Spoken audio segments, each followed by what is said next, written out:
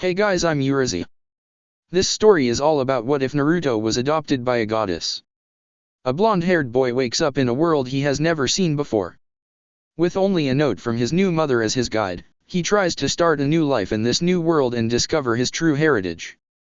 Little did he know, he will be stuck in between a feud that could mean the end of the world. Before we proceed with the story, please like and subscribe to this channel if you liked the video, and don't forget to check the description for the other works of the author if you liked the story. Let's start. Chapter 12, Running into Trouble. I didn't ask for this. Why is it like my fault? Percy thought as he watched three old ladies who looked like Mrs. Dodds made their way down the aisle of the bus. Clearly they were after him. He and Annabeth had argued in the car about the bad luck of talking about no monsters attacking during a mission. It made him rethink everything. Was it really my fault? He was broken out of his thoughts when Naruto spoke up. Heads up. Naruto said softly. Here they come. The bus was completely silent as the bus drove through the Lincoln Tunnel. I've got it, Annabeth exclaimed as she thought of an idea. Percy, take my hat. What? Percy asked. You're the one they want. Turn invisible and go up the aisle. Let them pass you. Maybe you can get to the front and get away. Annabeth explained. But you guys, Percy protested. He really didn't want to leave his friends behind. There's an outside chance they might not notice us, Annabeth said. You're a son of one of the big three. Your smell might be overpowering. Naruto studied his friend. His friend clearly didn't want to go with this plan. Hold it. He won't go with the plan, not when our lives are in danger. We don't have, Annabeth tried to argue. I know, Annabeth, but we have to do it this way, so Percy would go with it. Naruto quickly explained what he had in mind to the group. This time Percy was more willing to go with it. You got this, Grover said. Go. Percy's hands trembled as he took the cap from Annabeth. He put it on. As soon as the cap was on his head, he disappeared from view and made his way to the front of the bus. Naruto and his two other companions watched as the old woman who they knew as Mrs. Dodds stopped walking and sniffed the air. She looked at an empty seat like she sensed something there. Oh no. Annabeth said with a worried tone. She can still sense him. Naruto placed his hand on top of Annabeth's. It was a silent message that everything would be okay. Mrs. Dodds shrugged it off and continued walking to Naruto and his friends. This time, they began to slowly change into their true forms. Their faces were still the same, but their bodies had shriveled into leathery brown hag bodies with bats' wings and hands and feet like gargoyle claws. Their handbags had turned into fiery whips. The Furies surrounded the three, lashing their whips, hissing, "Where is it? Where?" The other people on the bus were screaming, cowering in their seats. He's not here. Annabeth yelled. He's gone. Why yeah. Grover said, trying to act brave. You don't want any trouble. Naruto threatened. Annabeth drew her bronze knife. Naruto pulled out a kunai from the pouch on his leg. Grover grabbed a tin can from his snack bag and prepared to throw it. The Furies were about to lunge, when the bus swerved, causing the three Furies to smack into the side of the bus along with the other passengers. Hey! The driver yelled. Hey! Whoa!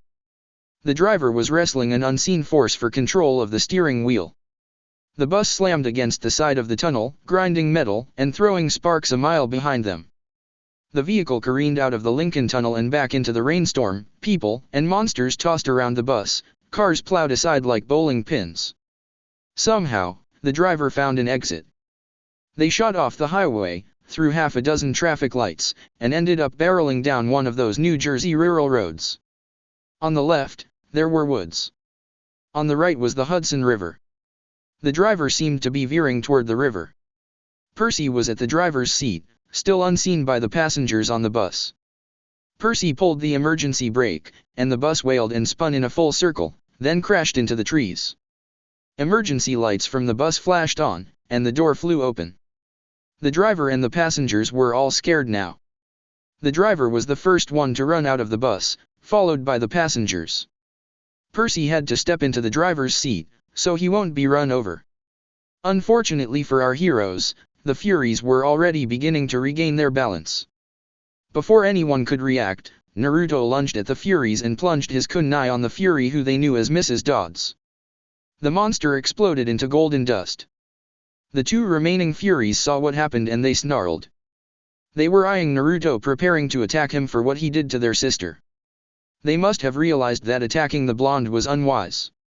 Instead, they turned around to face Grover and Annabeth brandishing their whips ready to attack. Just then, Percy took off Annabeth's invisibility cap and yelled, "Hey!" That got the Furies' attention. The monsters turned, baring their yellow fangs at Percy. They stalked up the aisle flicking her whip. Every time she did, red flames danced along the barbed leather. "Perseus Jackson," Mrs. Dodds said, in an accent that was definitely from somewhere farther south than Georgia. "You have offended the gods. You shall die." "I liked you better as a math teacher," Percy retorted. She growled. Annabeth and Grover moved up behind the Furies cautiously, looking for an opening. Percy took the ballpoint pen out of his pocket and uncapped it. Riptide elongated into a shimmering double-edged sword. The Furies hesitated. "Submit now," one of the Furies hissed. "And you will not suffer eternal torment." "Nice try," Percy told her. The other Fury raised her whip and lashed it towards Percy's sword hand. Her companion dove at Percy. Percy yelled in pain. He felt like his hand was wrapped in molten lead, but he managed not to drop his sword. "Ow!" he yelled. "Ow! Hot! Hot!" Naruto kicked the lunging Fury towards Annabeth and Grover. "Take care of her!" he yelled. Annabeth jumped on the Fury's back. The Fury kicked, clawed, hissed, and bit trying to shake her off, but she held on, though she dropped her dagger. Grover was in the corner of the bus chucking tin cans at the Fury she was riding. Some of the cans were occasionally hitting Annabeth, slowly getting on her nerve. Annabeth smacked the Fury on the head, and then yelled, "Grover! My knife!" "Gee, got it!" Grover said, shaking the fear out of his system. Grover dropped down to the ground trying to find the knife. He tried looking under the chairs, under some of the rubble. He found it. "Hey Annabeth, I found it!" Grover yelled. "Throw it!" she yelled back. Grover threw the knife towards Annabeth. The younger blonde smacked the Fury again and caught the knife, plunging it on its neck. The Fury exploded into golden dust. On Naruto and Percy's end, the blonde sliced through the whip, tying up Percy's hand. Percy reeled for a moment, nursing his hand. The Fury growled. "Zeus will destroy you," she promised. "Hades will have your soul. Bracas mis vesi mini," Percy yelled. Naruto understood this somehow. He tried so hard to stifle his laughter, but failed miserably. "What the hell was that, Percy?" Percy's face reddened. "Shut up. That came out wrong." Seeing this as an opening, the Fury attacked Percy. Naruto's expression changed when he saw this, but immediately changed again when he saw him handling the situation. Fortunately, Percy managed to sidestep and smacked the Fury with the hilt of his sword. Percy charged the monster, giving it no time to recover. Before the Fury could get up, Percy swung his sword, and it exploded into golden dust like a piñata, killing the last monster. The group got to celebrate their victory and check each other for injuries. "I see you guys were trained well at camp," Naruto said. "Well, our teachers back at camp are awesome," Annabeth said. Grover put his head down. Naruto saw this and put a hand on his shoulder. "It's okay, Grover. Fear gets the best of us, even me." Grover looked up. "Even you? How?" Naruto's story and their celebrations were cut short when the bus was shaken by thunder. "Oh," Percy said. "That's not good. Get out," Annabeth yelled. "Now." The group rushed outside and found the other passengers wandering around in a daze, arguing with the driver, or running around in circles yelling, "We're going to die." A Hawaiian shirt tourist with a camera snapped Percy and Naruto's photograph. "Our bags," Grover realized. "We left our dash." Boom! The windows of the bus exploded as the passengers ran for cover. Lightning shredded a huge crater in the roof. This is not good. The authorities will arrive anytime soon. Annabeth said. The others nodded, and they plunged into the woods as the rain poured down, the bus in flames behind them, and nothing but darkness ahead. Entering the forest gave Naruto some relief. He was in his mother's element, making feel right at home. Our group of demigods were walking through the woods along the New Jersey riverbank, the glow of New York City making the night sky yellow behind them, and the smell of the Hudson reeking in their noses. All along the way, Grover was shivering and braying from fear. He kept muttering to himself, 3 kindly ones. All 3 at once. Annabeth kept pulling them along, come on. The farther away we get the better. They trudged through the forest across muddy ground. They were still in shock about the lightning striking the bus. The sound still ringed in their ears. Percy said, breaking the occasional silence, all our money was back there. Our food and clothes. Everything. What do we do now? Well, maybe if you hadn't decided to jump into the fight, Annabeth argued, but Percy didn't let her finish. What did you want me to do? Let you get killed? You didn't need to protect me, Percy. I know how to protect myself. Plus, if anything went wrong, Naruto was there with us. You sound like an old married couple. Grover commented. Shut up, goat boy. We do not. Annabeth and Percy yelled, not liking what Grover said. Come on guys, arguing won't get us anywhere. Naruto said, breaking up the argument. Grover brayed mournfully. Tin cans, a perfectly good bag of tin cans. The rain turned the soil at their feet muddy. They sloshed through the muddy ground through nasty trees that smelled like sour laundry. Grover even had to remove his fake feet and carry them the whole way since they kept getting stuck to the mud. After a few minutes, a smile made its way to Naruto's lips when he saw Annabeth fall into line next to Percy. Look, Her voice faltered. I appreciate your coming back for us, okay? That was really brave. We're a team, right? She was silent for a few more steps. It's just that if you died, aside from the fact that it would really suck for you, it would mean the quest was over. This may be my only chance to see the real world. The thunderstorm had finally let up.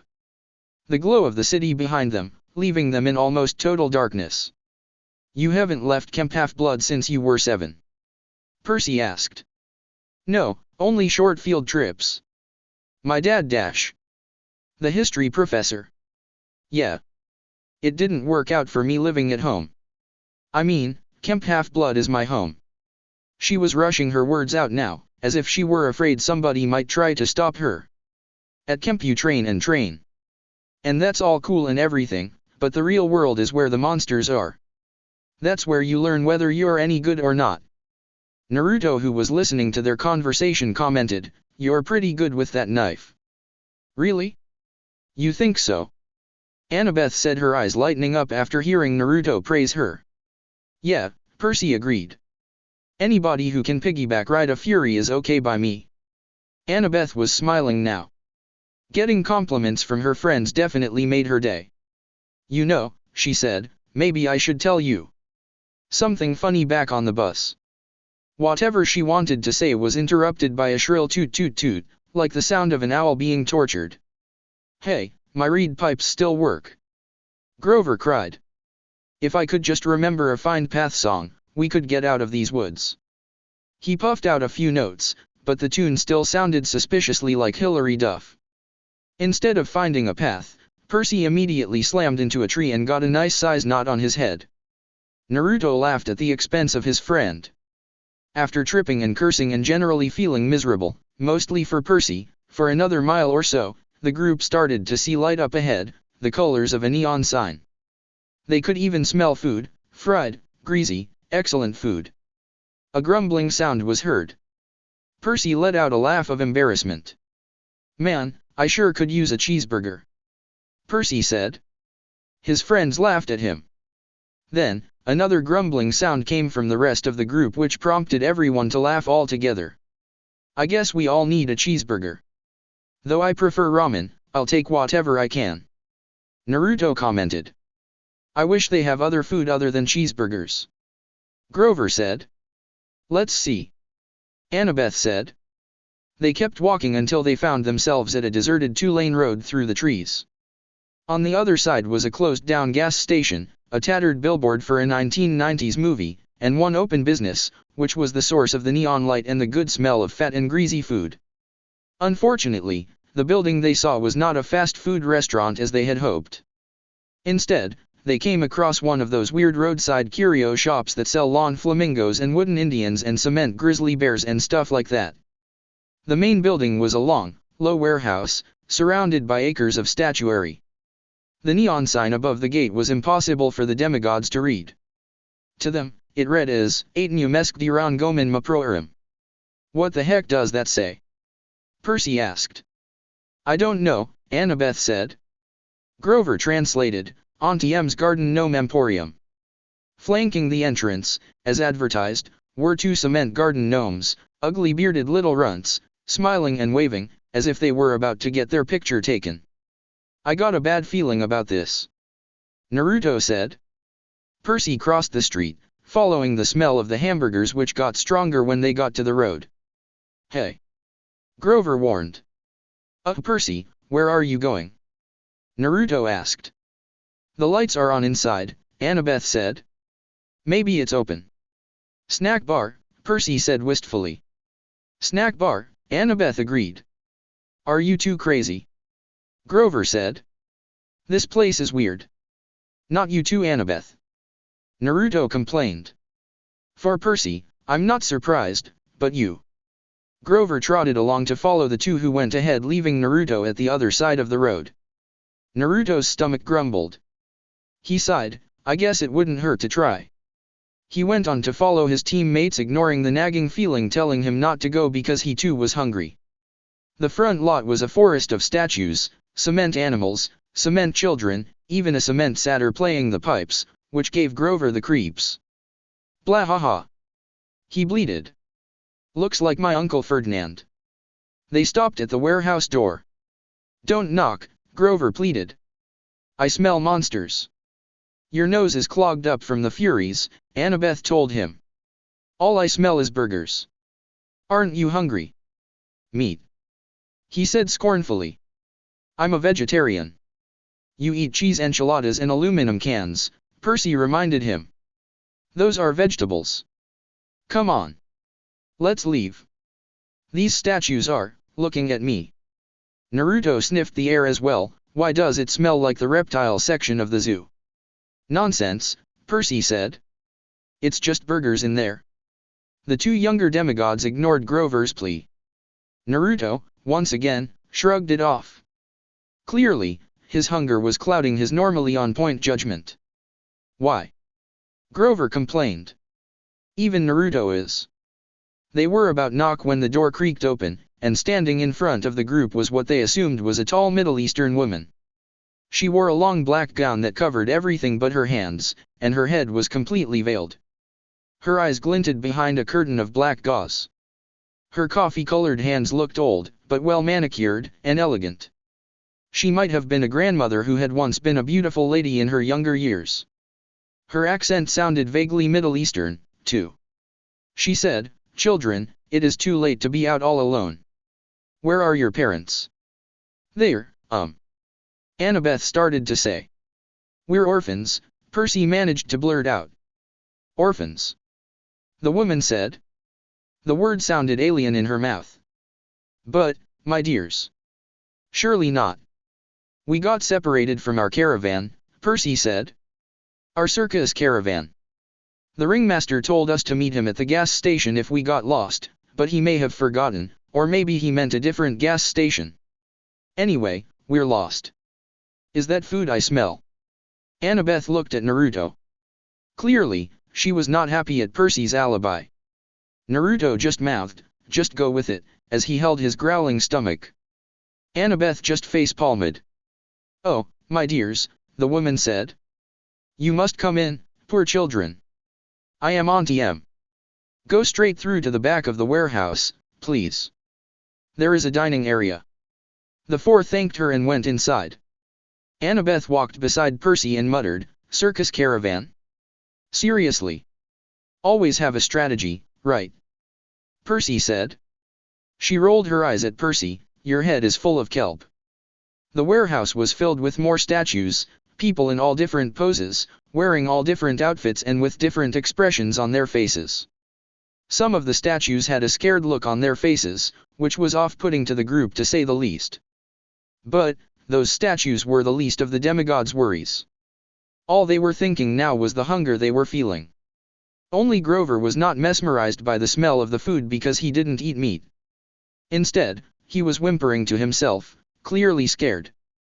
Eventually, they made it to the back of the warehouse, which housed a fast food counter with a grill, a soda fountain, a pretzel heater, and a nacho cheese dispenser. Everything you could want, plus a few steel picnic tables out front. Please, sit down, Auntie M said. Awesome, Percy said. Grover said reluctantly, we don't have any money, ma'am. Before Percy could jab him in the ribs, Auntie M said, no, children. No money. This is a special case, yes? It is my treat, for such nice orphans. Naruto's stomach seemed to growl even louder. Hee, sorry. He said. Auntie M smiled, you stay put, children. This will only take a while. Thank you, ma'am, Annabeth said. Auntie M stiffened, as if Annabeth had done something wrong, but then the old woman relaxed just as quickly. Quite all right, Annabeth, she said. You have such beautiful gray eyes, child. Auntie M disappeared behind the snack counter and started cooking. Before the group of demigods knew it, she'd brought them plastic trays heaped with double cheeseburgers, vanilla shakes, and XXL servings of French fries. Percy was halfway through his burger before he remembered to breathe. Naruto was just finishing his second burger and about to start on his third burger while eating his fries 3 at a time. Annabeth slurped her shake. Grover picked at the fries, and eyed the tray's waxed paper liner as if he might go for that too, but he still looked too nervous to eat. Just then, Naruto and Grover looked at each other when their ears picked up on a sound they weren't expecting to hear. What's that hissing noise? It was Grover who asked. Percy tried to listen into what Grover was talking about, but to no avail. Annabeth just shook her head. Hissing? Auntie M asked. Perhaps you hear the deep fryer oil. You have keen ears, Grover. I take vitamins for my ears. That's admirable, she said. But please, relax.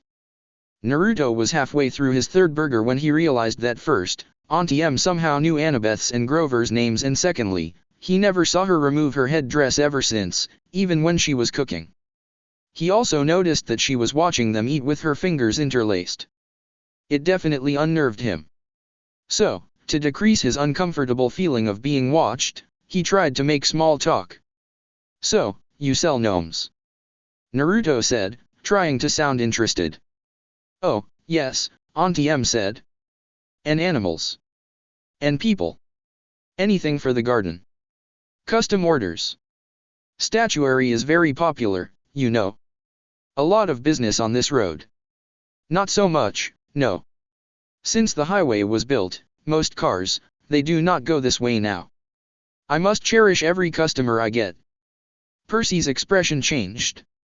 He was having an unsettling feeling that someone was watching him. He turned. Instead of seeing someone watching, he saw a statue of a young girl holding an Easter basket. The detail was incredible, much better than you see in most garden statues. But something was wrong with her face. It looked as if she were startled or even terrified. Ah, Auntie M said sadly. You notice some of my creations do not turn out well. They are marred. They do not sell. The face is the hardest to get right. Always the face. You make these statues yourself? Percy asked. Oh, yes. I have some help actually, from my 2 sisters. We are inseparable, you know. She explained. Annabeth had stopped eating. She sat forward and said, 2 sisters. Yes. We stayed together ever since that accident. It's a terrible story, not one for children, really. Auntie M said. You see, Annabeth, a bad woman was jealous of me, long ago, when I was young. I had a boyfriend, you know, and this bad woman was determined to break us apart. My sisters stayed by my side defending me. Unfortunately, they too shared my bad fortune. Percy wasn't sure what she meant, but he felt bad for her. His eyelids kept getting heavier, his full stomach making him sleepy. Poor old lady. Who would want to hurt somebody so nice? He mumbled. Percy. Annabeth was shaking Percy to get his attention. Maybe we should go. I mean, the ringmaster will be waiting. Naruto was sipping on his shake now. Now that he had his fill, he was starting to get back to his normal self. Around that time, he heard the hissing sound again, much louder this time. He took a look at Grover and saw that he picked it up too. He gave him a look to drop it and that they'd figure it out. This just made Grover even more nervous. He started eating the waxed paper off the tray. Hearing the hissing sound again definitely did not help, nor did Naruto's expression telling him to drop it. Such beautiful gray eyes, Auntie M told Annabeth again. My, yes, it has been a long time since I've seen gray eyes like those. She reached out as if to stroke Annabeth's cheek, but Annabeth stood up abruptly. We really should go. Yes. Grover swallowed the waxed paper he was chewing and stood up. The ringmaster is waiting. Right. Yeah. Naruto added. We still need to figure out which gas station the old man is waiting at. Percy, on the other hand, looked like he didn't want to leave. Having his fill seemed to have the opposite effect on him. He wanted to stay for a while. Please, dears, Auntie M pleaded. I so rarely get to be with children. Before you go, won't you at least sit for a pose? A pose? Annabeth asked warily. A photograph. I will use it to model a new statue set. Children are so popular, you see. Everyone loves children. I don't think we can, ma'am. Come on, Percy. Annabeth said, shifting her weight from foot to foot. Sure we can. Percy said with an irritated tone. It's just a photo, Annabeth. What's the harm? He's not seeing Annabeth's cues. Naruto face-palmed mentally. Percy's companions didn't like the idea, but followed Auntie M anyway, seeing that they were moving out back to the front door, into the garden of statues they passed a while back. Auntie M directed them to a park bench next to the stone satyr. Now, she said, I'll just position you correctly. The young girl in the middle, I think, and the two young gentlemen on either side. You, Naruto, why don't you stand behind them? Don't you think it's a little dark for a photo shoot? Naruto remarked. Oh, there is enough light, Auntie M said. Enough for us to see each other, yes. Where's your camera? Grover asked. Oh, just sit tight my dears while I go and get it. Auntie M said. She left them there to go get the camera. That gave them some time to talk among themselves. Grover took the chance to study at the statue beside them. Percy. Naruto scolded. What were you thinking? What? Percy said. Don't you see she's just a sweet old woman? Naruto sighed. Percy, don't you find this weird? Annabeth asked. Come on guys. She was super nice to us. She even fed us. Percy protested. On their way there, Naruto and Annabeth were mentally connecting the dots. Annabeth decided to bring it up. Guys, Annabeth said. I think I know who she is. What? Percy tried to say something but Naruto didn't give him a chance to. Yeah, Naruto nodded. The stone statues, this place smelling like the reptile section of the zoo, the hissing noises. She even said she has two sisters. What are you guys talking about? Percy tried to say but was cut off again. A look of horror made it to Grover's face. Guys, this statue is my Uncle Ferdinand. He was killed by. Grover didn't get to finish. They heard Auntie M approaching. This time she was not alone. What do we do? Annabeth asked frantically in a whisper. We improvise. Naruto whispered quickly. Chapter 13, Statues. Anyone? Annabeth was wondering how Percy had survived all his life. She also wondered if he ever questioned his choices in life, because right now, she regretted following Percy here. By now, Auntie M was in the room with two other people. All three of them were wearing the same garb as Auntie M. "Children, I'm back," Auntie M said as she returned with her companions. "Okay, can I get a smile from everyone?" A big smile.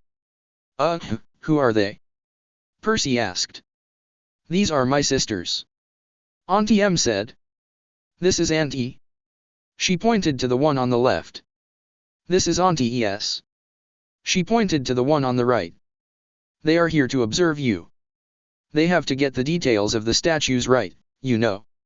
Our group of demigods simply waved at them. Just Auntie M was giving them the creeps. Adding her two sisters who were wearing almost the same dress as her except for the color added a whole new level of creep factor to them. Well, except for Percy who still bought the old woman persona. "Now then, let me see those smiles," Auntie M said with enthusiasm in her voice. Annabeth, Naruto, and Grover noticed that she still didn't have a camera in hand. Instead, she was holding on to her veil. Now that the three know who she really is, they have an idea on what she was about to do. 1, 2, 3. She counted. At the count of 3, she raised her veil revealing her true form. Before she could count to 3, Naruto made the hand signs for a jutsu and quickly cast it. "Get down!" he shouted to his friends. "Earth style, mobile core." As Auntie M raised her veil, the earth at her feet rose, knocking her off balance. Her sisters saw this and lunged at Naruto and his friends. "Get down!" Naruto shouted as he dove, knocking his friends down to the ground to avoid the attacks of two sisters. The two sisters landed flat on the floor with their snake hairs squirming from their cloaks. "Percy, you were saying?" Naruto chastised the son of Poseidon. But Percy tried to defend himself. "No time for that," Annabeth said. "We have to get out of here. You guys spread out and hide. I'll lead the others away," Naruto said. Naruto turned to the two sisters who by now were already up. Their hair that were made up of snakes were hissing at the demigods. "Hey uglies! Catch me if you want to make a statue out of me," Naruto taunted as he ran past them. They scrambled to get up and took off to chase after him. The last thing Naruto heard from his friends were scrambling and Annabeth shouting to Percy not to look into her eyes. "Die, son of Artemis!" The one who was introduced as Auntie threatened. How about no?" Naruto said back as he ran dodging a swipe from Auntie. "Hold still so we can turn you into a statue," the one introduced as Auntie Es said trying to grab the blonde. "I don't think your statue maker is going to make out of this alive," Naruto retorted. Both of them growled with their snake hairs hissing. Naruto took out two kunai from his pouch and threw them at his pursuers. Being airborne, they easily swerved sideways to dodge them. No good going long range while they are in the air, Naruto thought. "I got to knock them down to the ground." Naruto had an idea. Wind style, heavy wind bullet. The blonde shot bullets of compressed air at his targets. The sisters didn't see the jutsu coming, so they got knocked down to the ground. Both of them got shakily to their feet. "Shadow clone jutsu," Naruto shouted with as he did the hand sign. "You take care of Auntie, or should I say Uriel," he told the clone. "I'll take care of Stheno." His clone nodded and went off. By that time, Stheno already had her bearings straight. He looked at Naruto and saw two of them now. "What is this?" Stheno asked. "Why are there two of you?" "Why should I tell you?" Naruto said as he charged Stheno. Stheno had her fangs ready as the blonde drew near. She swiped at Naruto. Thankfully, Naruto was agile enough to dodge her claws. In the corner of Naruto's eyes, he saw his clone send a Rasengan to Uriel. As usual, the jutsu did its work doing tons of damage, but was quickly reforming. Stheno tried to take off again, but Naruto was quicker this time. He jumped over to her and kicked her towards a wall. "I will mince you to pieces, demigod," Stheno growled. This time, instead of taking off, she bared her fangs and claws and dove towards Naruto. Just in time, the blonde sidestepped and sent a chakra-enhanced punch square in the jaw. She held her jaw in pain. Naruto's other hand slammed her to the ground. At exactly the same time, Stheno stabbed her tail at her opponent. Ha! I got you! Stheno triumphantly cried. Her expression immediately changed when Naruto disappeared in puff of smoke and, in his place, was a log. No! She wailed as the log fell to the floor. But I hit you! Stheno lay on the ground nursing her cheek. Back towards Uriel, her sister, Naruto was now fighting her sister. Somehow, her sister was covered in cuts and burns all over her body. She saw her sister trying to slice Naruto with her claws. Hold still! She shouted in frustration. With one slice, Naruto disappeared, but quickly reappeared kicking her in the air. He then jumped in the air following her. Uriel tried to flap her wings and slice Naruto, who was just behind him. But, Naruto was flexible in the air, managing to maneuver out of the way and, instead, kicking her higher in the air. With one last kick, Naruto sent her falling towards Stheno, who was now beginning to get up. Both of them groaned in pain. When Naruto landed back to the ground, he didn't give them a chance to recover this time. He channeled lightning chakra to his blades and charged them. Before they could get up, he stabbed them straight on the chest. I can't move," Stheno said as she disintegrated into golden dust. "Too strong," Uriel managed to say before she too disintegrated. Why do I get a feeling I would see them again in the future?" Naruto said to himself as he pressed the ends of his kunai, causing them to go back to pen form. He shrugged it off. By instinct, he went over to what was left of her opponents to look for spoils to bring home. Lying in the middle of the dust was one of Stheno's fangs. Score! He cheered as he pocketed the fang. After that, he went on to see his friends. Back with Percy, Annabeth, and Grover. Naruto found his friends just about done with their fight. Grover was complaining with his eyes tightly closed, "Oh yuck, mega yuck." Percy looked like he had just swung his sword. Annabeth was next to him, wrapping Medusa's head with her black veil. "Good job, guys." Naruto congratulated his friends. "I knew you could handle her, Naruto." They all shouted when they saw Naruto walking back. Annabeth was a bit more enthusiastic, jumping into a hug, knocking the blonde down to the ground. Percy looked a little jealous, looking away. "What about you?" Annabeth asked. "I was worried. You took on two of them." Naruto just grinned at her and winked. That sent the message. Percy looked like he wanted to throw up. Why didn't the head evaporate?" he asked. "Once you sever it, it becomes a spoil of war," Annabeth answered. "Same as your minotaur horn. But don't unwrap the head. It can still petrify you." Grover climbed down of a grizzly statue. He had a big welt on his forehead. His green rasta cap hung from one of his little goat horns, and his fake feet had been knocked off his hooves. The magic sneakers were flying aimlessly around his head. "You were really brave there, Grover," Naruto praised. "Yeah, the Red Baron," Percy chimed in. "Good job." He managed a bashful grin. "That was fun, to be honest, the whacking her with a stick part.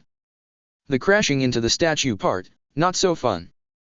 Grover plucked his shoes out of the air and wore his fake feet again. Percy put away his sword. Together, they made their way to the warehouse. Behind the counter, they found some grocery bags to double wrap the Medusa's head, and so they could carry it easier. They plopped it on the table where they ate and sat down. "So, we have Athena to thank for this monster?" Percy asked, breaking the silence. Annabeth flashed him an irritated look. She explained Medusa's history with Percy's dad, which explained why she wanted to keep Percy as a statue. She explained why Athena turned her and her sisters into Gorgons, which explained why Medusa wanted to slice her up. "Oh, so it's my fault we met Medusa?" Percy asked. "No, but it's your fault we had to fight," Naruto said. Annabeth straightened and copied Percy, saying, "It's just a photo. What's the harm? Such a sweet old woman." She continued. "Shut up, you guys," Percy said, blushing. Percy just stared at the bag. On its side, the words "We appreciate your business" were printed. He got up. "Where are you going?" Annabeth asked. "I'll be back," he said before running to the back of the warehouse. A few minutes later, he came back with a box in hand. He placed the box on the table and stuffed the Medusa head inside of it. After that, he filled out a delivery slip. The gods. Mount Olympus. 600th floor. Empire State Building. New York, New York. With best wishes. Percy Jackson. They're not going to like that. Grover warned. They'll think you're impertinent. I am impertinent. Percy said. Do you even know what impertinent means, Percy? Naruto teased. Shut up, Naruto, Percy said. Anyway, this will teach them about losing their stuff from now on. As Percy said the word bolt, an idea made its way to Naruto's head, giving him a mischievous grin. Wait. Naruto said before Percy could seal up the package. I'm gonna send something too. From his bag, he brought out a lightning bolt plushie. Percy started to crack up. Where did you get that?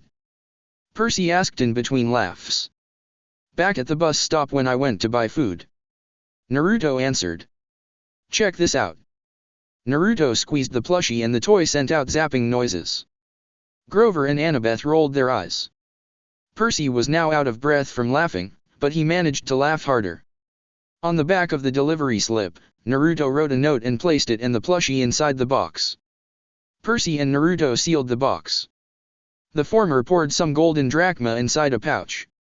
As soon as it closed, there was a sound of register. The package, then, floated off the table and disappeared with a pop. Okay, now that you are done clowning around, we need to think of a new plan. Annabeth said. And can we get out of here? Grover chimed in. This place doesn't seem safe anymore. They went around the room to look for supplies, packed them up, and went on their way. Back in the woods. They left the Garden Gnome Emporium tired from having to fight twice in one day and walk the rest of the day. Thankfully, they found some supplies and money in Medusa's office. Honestly, the other demigods didn't want to rely on Naruto's supplies. Right now, they were walking again. The night was quiet. Only the sound of the occasional animal was heard. I never got to ask, Grover broke the night's silence. How do you still have your bag? Naruto scratched his head. Ever since the Bullman incident, I'm not taking any chances of losing my bag again. You can fight with that on your back. Annabeth asked curiously. It's not the first time I did it. Naruto answered. After walking for 100 yards, they made it to an area that looks like teens used as a party place. All around them, fast food wrappers and soda cans littered the area. As they were setting up camp, Grover spoke up, this makes me sad. What does? Percy asked. You signing up for this stupid quest? No. All this makes me sad. Grover answered as he gestured all around him. And the sky, you can't even see the stars anymore. This is a terrible time to be a sadder. Yeah, this is what I hated when I came here. Naruto explained. Back in the elemental nations, the wild is pretty much untouched. The only damage done there is through the battles. But, even with that, the wild still grows back. And, every night, the stars would shine brightly. You could watch them at night. It sounds like Pan would love it there. Grover mused. Pam? Like the cooking spray? Percy asked. Annabeth sighed loudly. It's Pan, Percy, not Pam. As clueless as ever, Percy. Naruto teased. The three of them chuckled for a bit at Percy's expense. The latter blushed in embarrassment. A few minutes later, they were done setting up. They were beginning to get comfy in their own places. Annabeth curled up on the blankets. As soon as her head hit the ground, she was sound asleep, snoring. Grover and Naruto decided to camp out up on the trees. Before Percy could get comfy, he asked about lighting a fire for them to dry off, but the idea was shot down because Annabeth said it could attract monsters and they were not keen on fighting any more monsters. Percy just shrugged it and sat down, leaning on the trunk of a tree. You can go ahead and sleep, Percy said. I'll take first watch. No need. I got it covered. Naruto said, pointing to 4 the clones stationed at different points around them. And so, they decided to get comfortable and get some well-needed rest. The boys lay there for a few moments, but they really couldn't sleep. Percy knew his friends were still awake, so he spoke up, "Is Pan the reason you need the searcher's license for?" "Yeah," Grover replied.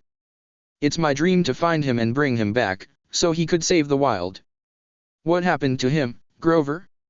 Why do you need to find him?" "The god of wild places disappeared 2,000 years ago," he explained. A sailor off the coast of Ephesus heard a mysterious voice crying out from the shore, "Tell them that the great god Pan has died."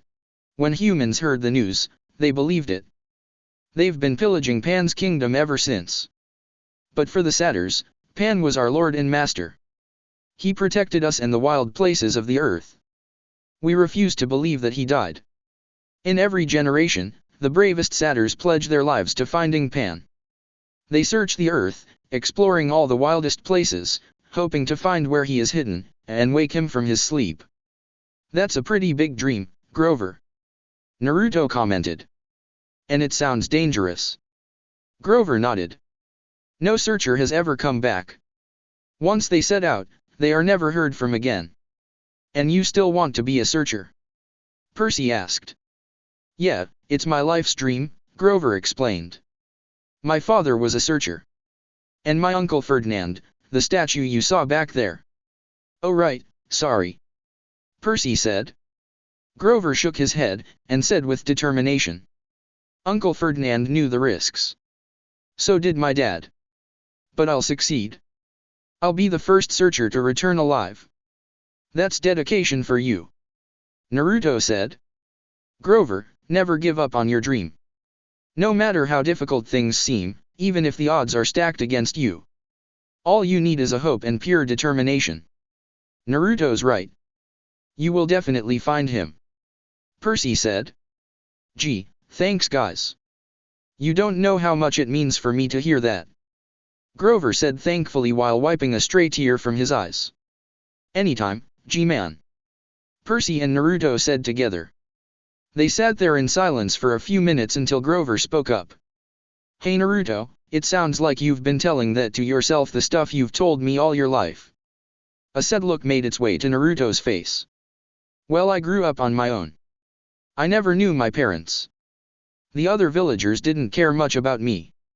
And so, I dreamed of being the Hokage, the leader and the strongest ninja of the village, so that they would acknowledge me. Although, it turned out I didn't need to be Hokage for some people to acknowledge me." "That sounds like a hard life," Grover commented. "But why would the other villagers not care for you?" Percy asked. That part of Naruto's story bothered him. Now this was the part he didn't want his friends to learn about for fear they would shun him too. Naruto simply answered him with, "Long story." After that, the three fell into silence left to their own thoughts. Grover thought hopefully about his search for Pan. Percy was thinking about his quest to go to the underworld. And Naruto, he was taking in the night sky. Though he felt sad that he couldn't see the stars, the light of the moon still gave him comfort. "So, how do we get to the underworld without dying first?" Percy asked. "And if we do, what chance do we have against a god?" They really have not thought about it ever since they left for the quest. Both of his friends shrugged. Getting there, we'll worry about that later. First, we have to get to LA," Naruto said. "As for facing a god, that's another story. We certainly can't count on Persephone this time.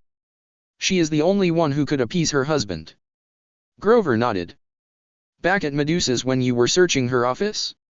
Annabeth was telling us." "Oh, I forgot.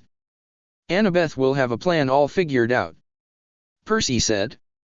"Percy, don't start," Naruto warned. "Don't be so hard on her, Percy. She's had a tough life, but she's a good person. After all, she forgave me." Grover's voice faltered. "What do you mean?" Percy asked. "Forgave you for what?" This is new to me," Naruto commented. "What are you talking about?" Grover went silent. He seemed more interested in his pipes. "Wait a minute," Percy said. "Your first keeper job was 5 years ago. Annabeth has been at camp 5 years. She wasn't. I mean, your first assignment that went wrong dash. I can't talk about it, Grover said, and his quivering lower lip suggested he'd start crying if I pressed him. But as I was saying, back at Medusa's, Annabeth and I agreed there's something strange going on with this quest. Something isn't what it seems. You think? I'm the one getting blamed here. Percy complained. That's not what I mean. Grover said. He's right, Percy. It seemed like they were looking for something. I mean, back at the bus, they were screeching, "Where is it?" Naruto explained. Yeah, they were looking for me, right? Percy said. Maybe. Grover said. But they were saying "where is it," like they were looking for an object. Percy frowned. That doesn't make sense. I don't like where this might be going, but we only have 9 days to return the bolt. Naruto said. None of them had anything to say about that, but Percy did have something to confess. I haven't been honest with you guys. He confided. I only signed up for this quest so I could get my mother back from the underworld. I don't care about the Master Bolt. Percy, are you sure that's the only reason? Grover asked. Percy nodded. I am not helping my dad. He doesn't care about me, and I don't care about him, so we're even. Naruto sighed. Percy, I have been with you for a long time now to know what you're thinking.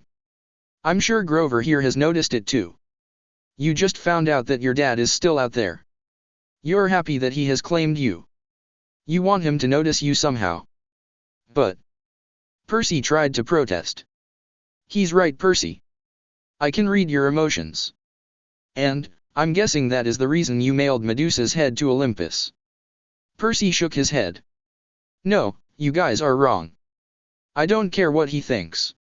Besides, I haven't done anything to brag about.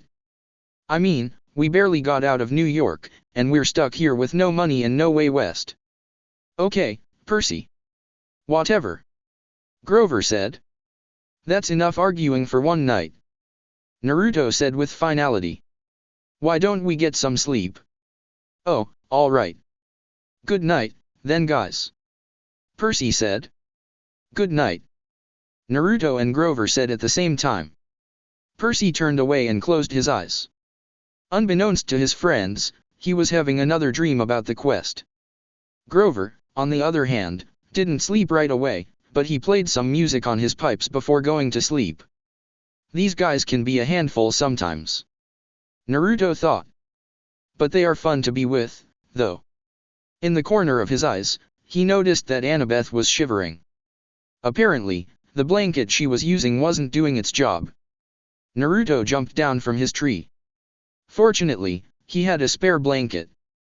He wrapped it around Annabeth. She stopped shivering and a smile made its way to her lips. He went back to the branch he was before and lay on his back. In his new position, he saw the moon strangely glowing brighter. Mom, is that you? He asked. He didn't need an answer. He knew that the moon was his mother's domain. It made him feel warmer. As he closed his eyes, he went into a slumber. Mount Olympus. Give it back. I know you have it. A tall, imposing, and muscular man shouted. This man had black shoulder-length hair and gray and black neatly trimmed beard. He had brilliant electric blue eyes. He was wearing a dark blue pinstriped suit. This is Zeus, king of the gods and lord of the sky. Right now, his expression was as dark as a thundercloud. Arguing back was someone who looked like an old-time fisherman. I don't have your stupid toy. Why would I steal your stupid toy anyway? He shouted back. This man had black hair, a neatly trimmed black beard, a deep tan and sea-green eyes that were surrounded by sun crinkles. Unlike his brother, he was wearing casual clothes, namely, leather sandals, khaki Bermuda shorts and a Hawaiian shirt with coconuts and parrots all over it. This is Poseidon, god of the sea. These two elder brothers of Olympus were arguing again. Ever since the loss of the Master Bolt, arguments like this were happening a lot more frequently. My Master Bolt is not a stupid toy. Besides, this is because Mother Rhea liked me better, isn't it? That's a petty reason. I don't even have your bolt to begin with. The other gods wished that their arguments would stop. Day after day, it seemed like they would never hear the end of this argument. One of the Olympians, though, was sitting on his throne, grinning like a maniac hoping for war. They keep arguing and arguing. They didn't even notice a quest was given. An 8-year-old girl said to herself as she was stoking the fire. This girl was sweet-looking and had an honest smile. She had black hair that framed her face in ringlets and warm brown eyes. She was wearing a simple and plain brown. This is Hestia. In the middle of their argument, Hermes, the god of messengers, spoke from his throne. If I may interrupt. There's a package for Poseidon and Zeus. He said. That got their attention. Fortunately, they stopped. Oh good, they stopped. The other gods thought. Who could possibly send us a package? Zeus asked.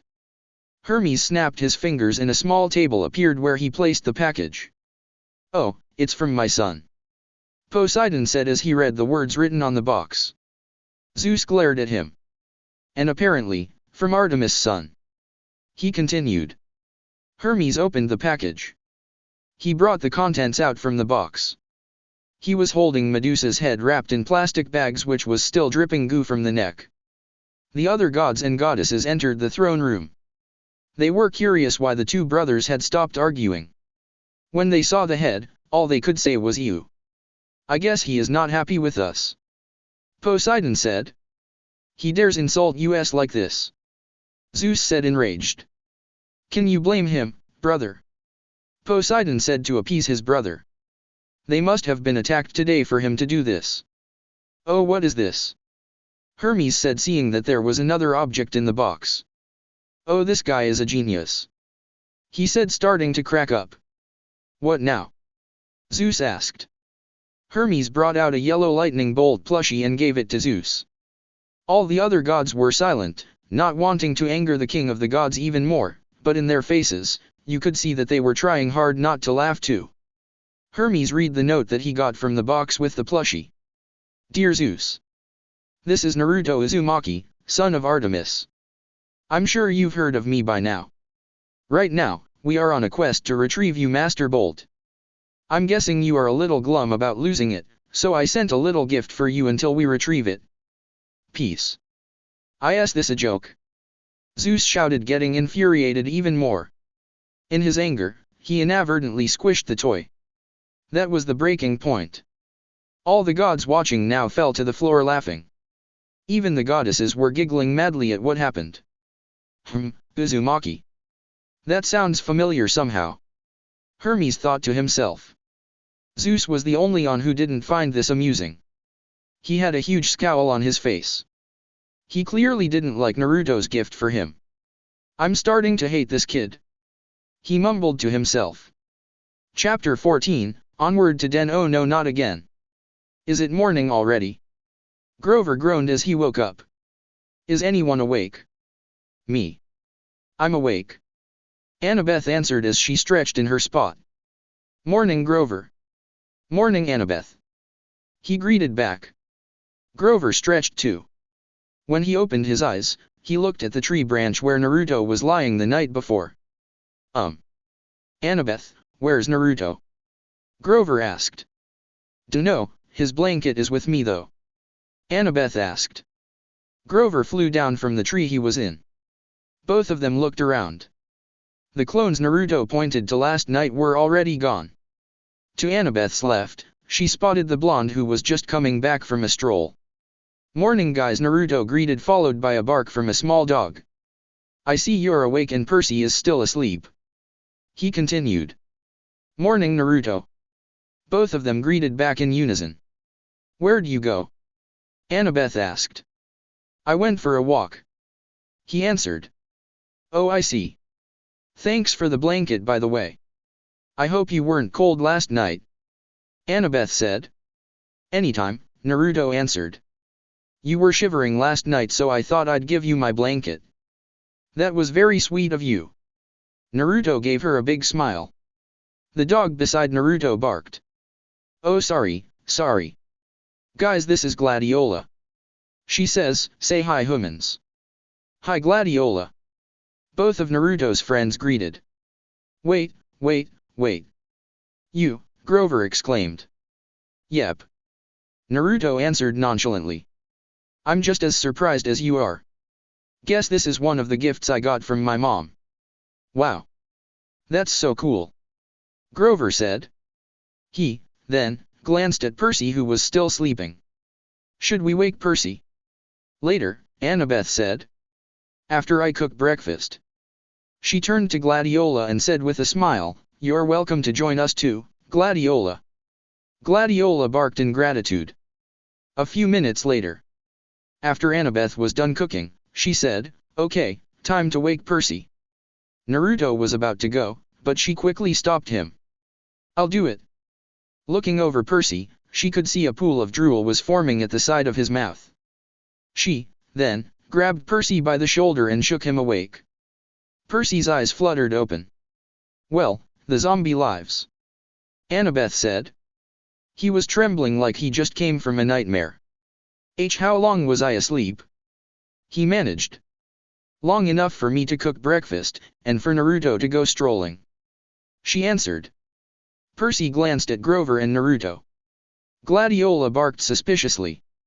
"No, he's not," Grover said. "He's a friend too," Naruto added. Percy blinked. "Are you talking to that thing?" Gladiola growled. "Her," Naruto corrected. "She is our ticket west. Be nice." Grover told him off. "Yeah, check this out." Naruto showed him a flyer with the words missing plastered on the top and a picture of Gladiola just below it. "You guys can talk to animals?" Percy asked. They ignored his question. Instead, Grover introduced Percy to Gladiola. "Gladiola, this is Percy." "Percy, Gladiola." Percy glanced at Annabeth hoping to see if she would crack up. He figured his friends were pranking him. Unfortunately, she was dead serious. All of them were. "No," Percy said. "I am not saying hello to the poodle. Forget it. We said hi to Gladiola, Percy. You should too." Gladiola growled.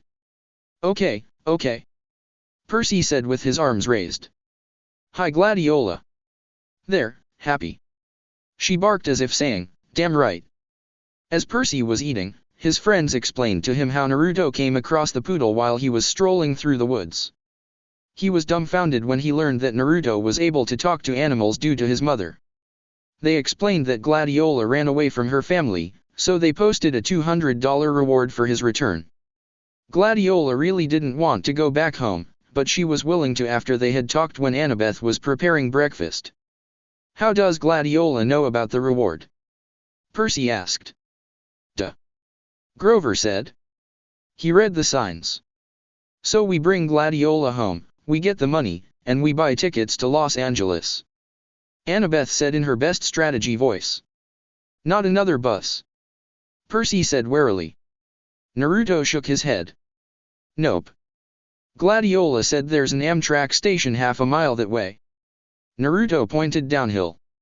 "She said it leaves at noon." First on the checklist of the group was to get Gladiola back to her owners.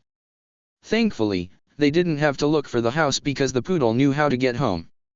When they got to the house, they knocked on the door. A large lady opened the door. Naruto and the gang introduced themselves and told the lady that they were there to return Gladiola. As soon as the lady saw her poodle, she shouted in glee, picked the dog up and smothered her. When Naruto saw this, he felt phantom claws scratch his face. The owner reminded him of Tora the cat, the one he and Team 7 repeatedly caught back in the hidden leaf. After they got paid, they said their goodbyes to the lady and to Gladiola. Then, they were on their way to the train station. When they got a little farther from the house, Naruto said to his friends, "Now, I understand why Gladiola ran away."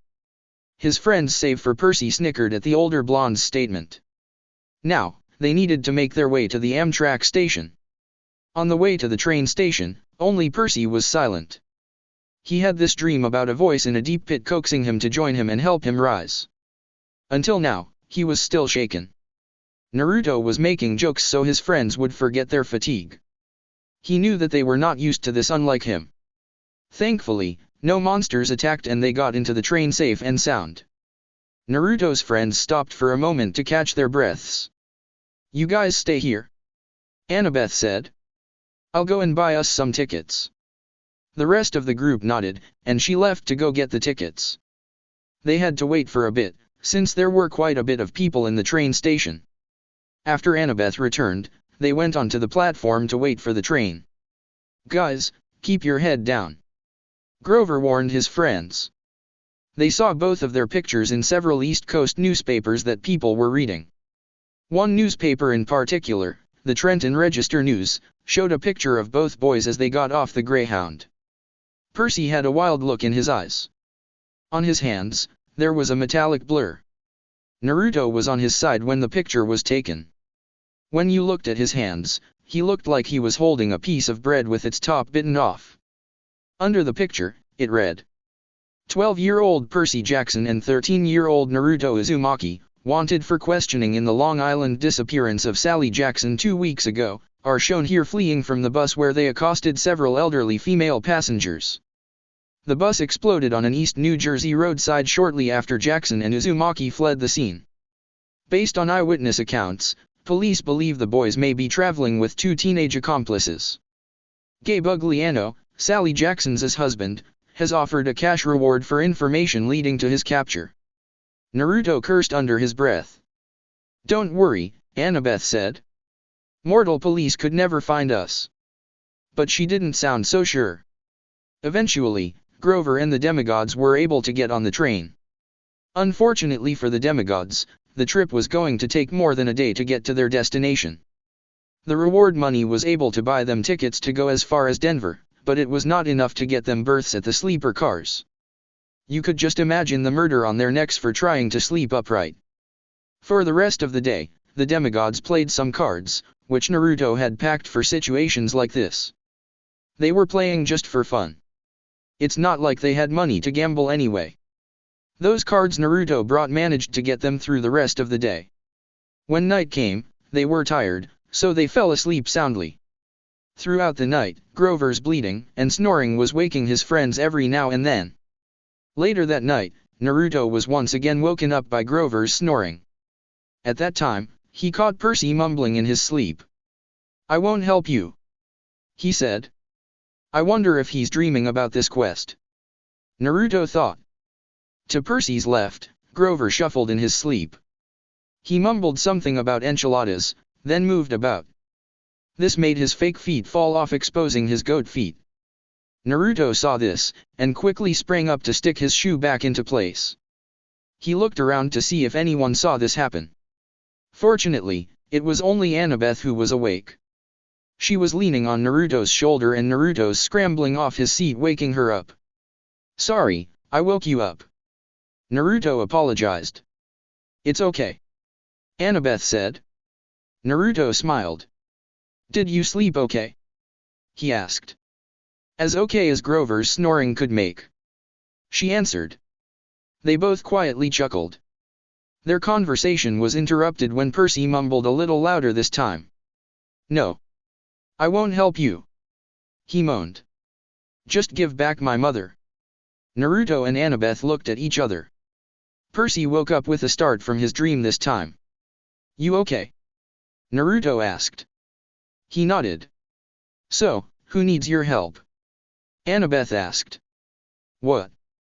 Percy asked, confused. "You were mumbling in your sleep," she said.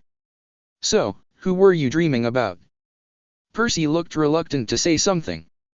But, he changed his mind and decided to tell his friends about it.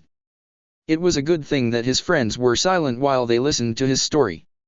"That doesn't sound like Hades," Annabeth said as soon Percy finished the story. "How can't it be Hades? The voice offered my mom," Percy protested. "I think we're missing something here," Naruto said. "I have a hunch that Hades isn't the real culprit." "How?" Annabeth asked. "I mean, he should hold grudges against his brothers. Why wouldn't he want them to tear themselves apart?" "I don't know," Naruto shook his head. Damn, I hate not knowing anything. Missions back at home weren't this mysterious. I agree. Annabeth said. Anyway, I feel we will find our answers in the underworld. Naruto said. The three sat in silence hoping the quest wouldn't get so complicated. In a few moments, they were sleeping again, fatigue still catching up with them. Next day. Grover woke up in the morning to Naruto looking out the window. Good morning. Naruto greeted when he noticed his friend wake up. Mornin' Naruto. Grover greeted back. My butt's getting sore of sitting here all day. Me too. Too bad we still have at least a day to spend here. Yeah, well, what can you do? Grover smiled. He looked at Annabeth beside Naruto. She was still sound asleep leaning on Naruto's shoulder. Annabeth seems to be warming up to you. Grover commented. She has never been the type to trust too easily. He was silent for a few seconds, and then he continued. At least not since Thalia. Naruto watched Grover's expression. He saw Grover trying to keep himself together. He knew that Thalia was touchy subject for Grover. The satyr still blamed himself for her loss. You were assigned to get Thalia to camp, weren't you, Grover? Naruto asked. Grover was silent. All he could do without breaking down was nod his head. Naruto took a deep breath. Grover, not all things come in our favor. All of us have our failures, even me. Naruto said. Even you. Grover couldn't believe what he was hearing. He looked up to Naruto. It was hard for him to see him or hear about him fail. Naruto nodded. He tried for a pained smile. What happened? I have this teammate, who I always had fights with. Even back when we were young, I saw him all alone. I was thrilled, when I knew this, you know? I know it's crazy, but I felt that I wasn't the only one alone anymore. There was someone else like me. So we grew up and wound up on the same team. When we had our introductions, he said that he had this ambition of killing someone. So, he had to get stronger. I always looked up to him. I kept chasing after him, so I got stronger. What I didn't know was he was getting intimidated by how far I was getting. And so, he decided to leave the village in pursuit of power. Naruto paused for a moment. The Hokage learned about this and made up a team to chase after him and bring him back to the village. We were hot on their tails. His escorts tried to slow us down to the point where one by one, each of my teammates had to stay behind and fight them one-on-one. After a long chase, I managed to catch up to him, but he tried to kill me. So, I decided that if I were to bring him back home, I had to break every bone inside his body and drag him back the village. We had to settle at that time. We fought until we had to bring out our trump cards, and unleash one last attack on each other. You lost. Naruto shrugged. I didn't know what happened. When I came to, I was here in this world. All I know is I wasn't able to bring him back. Grover took a while to take it all in. In the moment of silence, Annabeth decided to speak up. Apparently, she had been awake listening to their conversations about Thalia. I never blamed you for what happened. Annabeth said. Mornin' Annabeth. Naruto greeted. When Grover heard this, he was sniffling already. Oh really? He managed to ask. Annabeth nodded her head. Losing Thalia hurt for sure, but none of us ever blamed you for it, even Luke. I'm sure Thalia forgives you. She got up and hugged the satyr. Thanks guys. Grover managed. Anytime, both blondes said at the same time. At this time, Percy was stirring from his sleep and slurping the drool that had formed on the side of his mouth. Wah, Percy said as he woke up. His friends just laughed at the son of Poseidon. That is how the second day of their trip started. For the second day, the demigods played cards again, but they quickly grew tired of this. Percy couldn't sit still this time, so he spent the whole day pacing the train carriage back and forth. Naruto, Annabeth, and Grover played a game of looking for stuff outside the window, kind of like bingo. In one instance, they passed by a wheat field where they saw a family of centaurs. The little boy centaur, who was the size of a second grader with the backside of a pony, waved at them as they pass. The other passengers didn't seem to notice them. Just like yesterday, the other passengers were preoccupied with their gadgets. Later, they passed a wooded area. They saw the silhouette of a huge creature moving through the woods. Naruto thought it was a lion, but he couldn't believe it. He knew that lions didn't live in the wild in America. Before they could find out what it was, the creature leaped through the trees and disappeared. Towards the end of the day, Naruto and Annabeth were just talking to each other. She seemed comfortable talking about her life to the older blonde. Percy got tired of looking around the train, so he just sat down beside Grover, who was snoring again. Around that time, they went through some golden hills and over the Mississippi River into St. Louis. Annabeth craned her neck to get a better view of the gateway arch.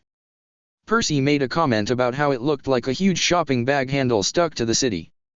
Annabeth flashed him an angry look and mumbled, "Seaweed brain." Naruto face-palmed, and Grover snored in agreement. "I want to do that," she told her friends.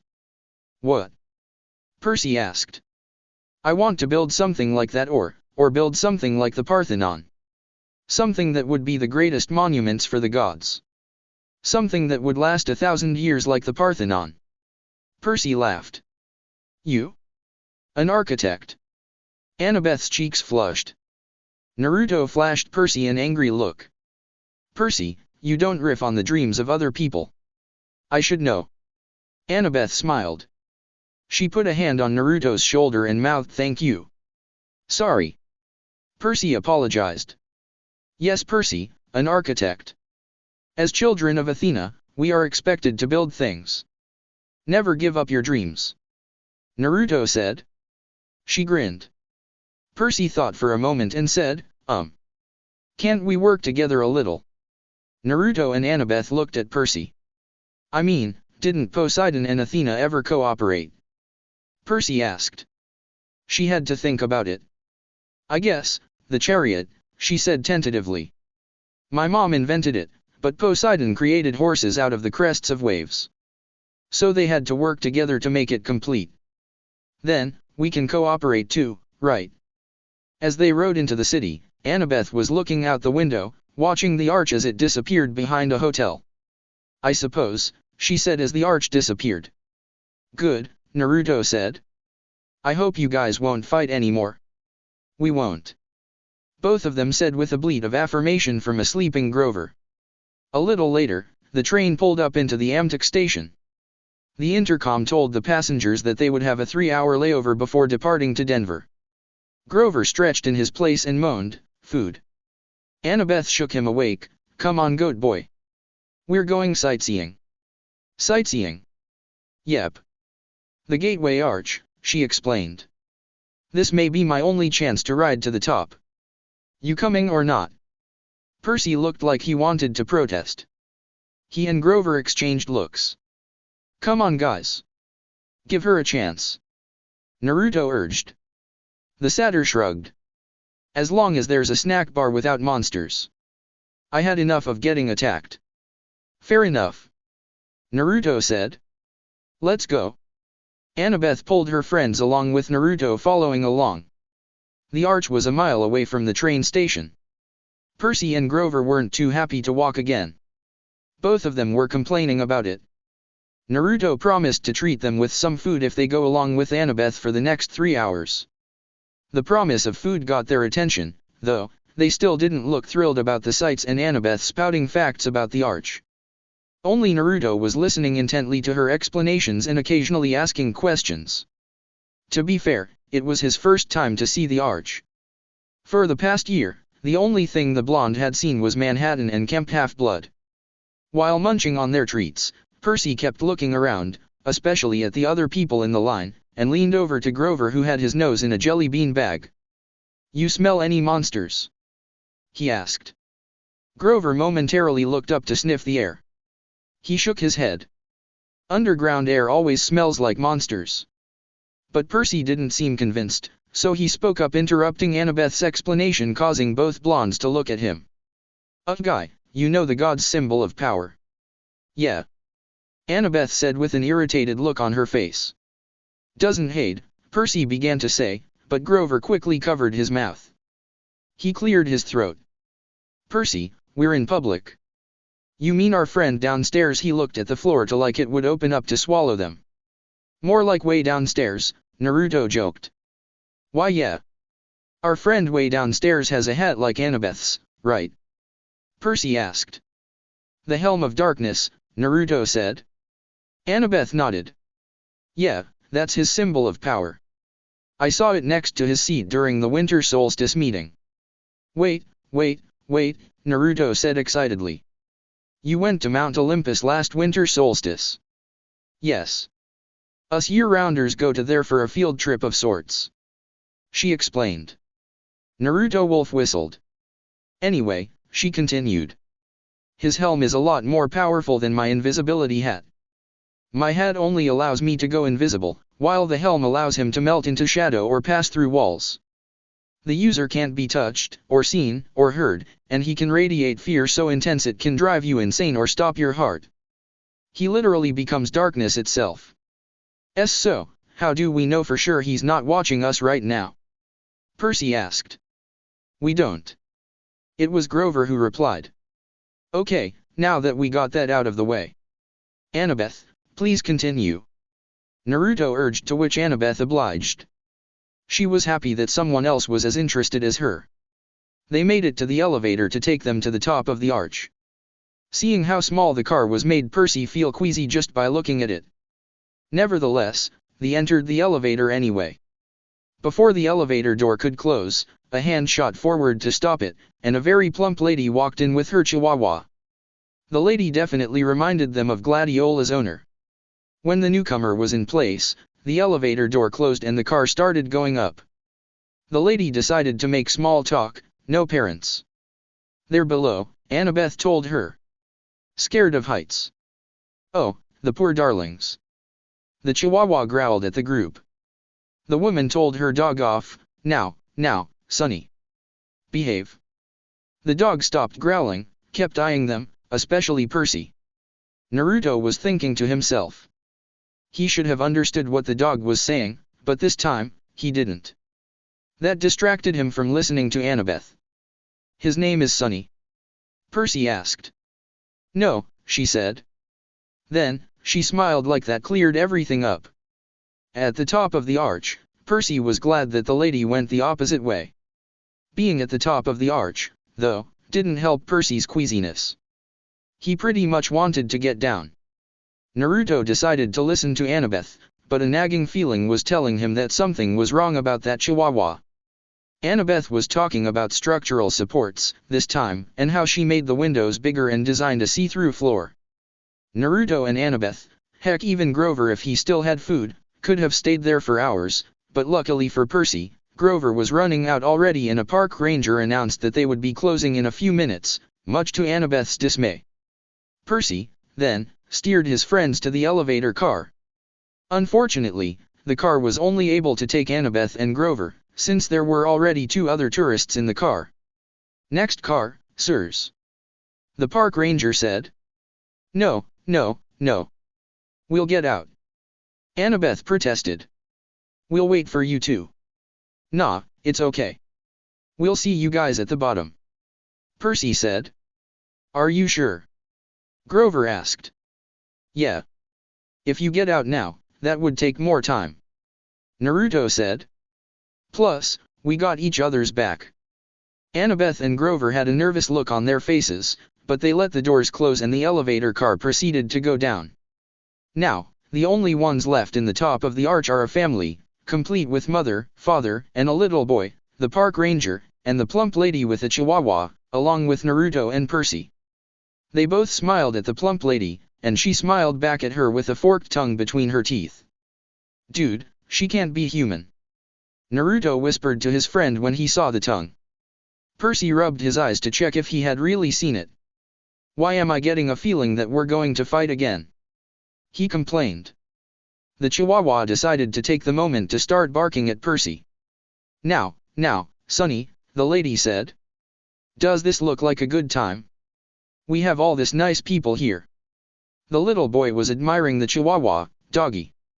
His parents pulled him back.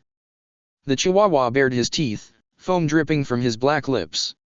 Okay then, son, the fat lady sighed. If you insist. Ice started forming in Percy's stomach. Did you just call that chihuahua your son? He's a chimera, dear, the chubby lady corrected.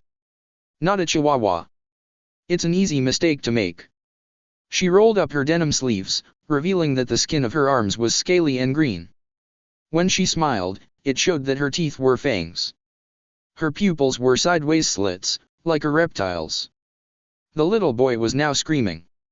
His parents pulled him back, and they retreated straight to the park ranger, who stood, paralyzed, gaping at the monster with his back to the elevator doors. Naruto and Percy, though, stood their ground as they watched as the chihuahua, or chimera as the lady said, slowly got bigger. Chapter 15, Showdown at the Arch and Phoning Home. We can't seem to catch a break, can we? Naruto mumbled as he elbowed Percy, who was right next to him. The son of Poseidon had his hands on his pen, though still frozen, watching the small chihuahua grow bigger and bigger. The chihuahua, chimera, grew to a size where his back was rubbing against the roof of the arch. It now had the head of a lion with a blood-caked mane. Its body along with its hooves were that of a goat.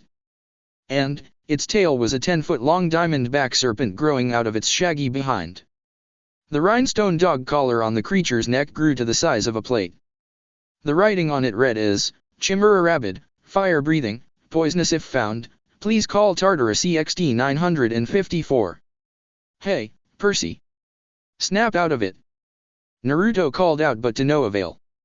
Echidna hissed beside his son, but the blonde could have sworn it was some kind of laughter. Be honored, Percy Jackson. Lord Zeus rarely allows me to test a hero with one of my brood. For I am the mother of monsters, the terrible Echidna. Percy began to stir. Isn't that some kind of anteater? Naruto sighed. This is no time for jokes, Percy. Echidna howled. Her reptilian was turning brown and green with rage. I hate it when people say that. I hate Australia. Naming that ridiculous animal after me. For that, Percy Jackson, you shall have the honor of being eaten first. My son will love tearing you to pieces. Back off. Naruto warned. She paused for a bit. Ah, the son of Artemis, you have been quite the talk in the godly world. You are lucky Lord Zeus fears the beast inside of you. He knows better than to kill you and release it unto the world. Naruto, what's she? Percy tried to ask. The blonde ignored the question. Percy, get out of the way. The chimera was charging at them, its teeth gnashing. Both boys managed to get out of the way, but they were split up, the monster between them. Percy ended up next to the park ranger screaming into his radio and the family who were now screaming and trying to pry the elevator doors open. He chose that moment to uncap his sword and ran to join Naruto in the other side of the deck. Hey Chihuahua! Percy taunted the beast. The beast turned quicker than both boys ever imagined given its size and opened its mouth and blew a column of flame at the boys. Naruto! Get down! Percy shouted as he dove straight for the ground thinking the flame was going to engulf them. Oh! Naruto thought. This could be bad. With quick hands, Naruto made the hand signs for a jutsu. Water style, raging waves. His right hand was in a half-ram seal. From his mouth, water gushed out and collided with the flames, putting them out and causing steam to form. Percy, you can get up now. Naruto said. Percy opened his eyes and saw that the ground around them was unscathed. He got up and cleared his throat, his cheeks turning a slight bit of red. So, what's she talking about? Percy asked. This really isn't the time. Naruto answered, dodging Percy's question. Before the creature turned, Naruto charged, and chose to slash around the mid-portion of the beast. Percy followed suit and slashed his sword at the neck area. Unfortunately for Percy, the blade sparked harmlessly on the dog collar. With Naruto's attack, the chimera roared in pain and thrashed about. The blonde jumped backwards to avoid collision from the beast. Percy, who was regaining his balance near the beast's head, was watching the head in case it wanted to bite his head off. Instead, the serpent tail wrapped itself around his ankle and dug its fangs onto Percy's calf and lifted him off the floor. He dropped his sword, which dropped to the ground below the chimera. Percy! Naruto shouted in concern. He jumped at the beast and slashed at the tail, causing it to let go of Percy. On the way back to the ground, Naruto caught his friend, who was now unconscious. Clearly, the bite had some poison in them. Before he could land, the chimera turned and slammed its head at Naruto, causing him to let go of Percy. Naruto flew backwards towards the windows. He landed on the window pane, but Percy crashed through the glass and fell into the Mississippi River below. At the bottom of the arch. "What's taking them so long?" Annabeth said impatiently. Annabeth and Grover were waiting at the bottom of the arch, waiting for the two boys to get down. They couldn't help but notice the commotion happening from the park rangers. "We need static, there's some kind static attacking static, we can't static to work." "Static? Hello?" The park ranger at the bottom of the arch replied on his radio. "Are you okay up there? We can't understand what you're saying." "Static elevators. Help. Static." Annabeth gave Grover a worried look. "Do you think they could be?" A crash from the top of the arch answered Annabeth's question. A black-haired boy who appeared to be unconscious was falling from the top of the arch. "That looks like Percy," Annabeth pointed out. "Oh no. I'll go get him," Grover said. "Ma. No. There are a lot of people around. Let's go." Annabeth pulled Grover to the spot where Percy was going to land. They watched as he dropped to the river in a loud splash. If Percy is right here, then Naruto is," Annabeth said.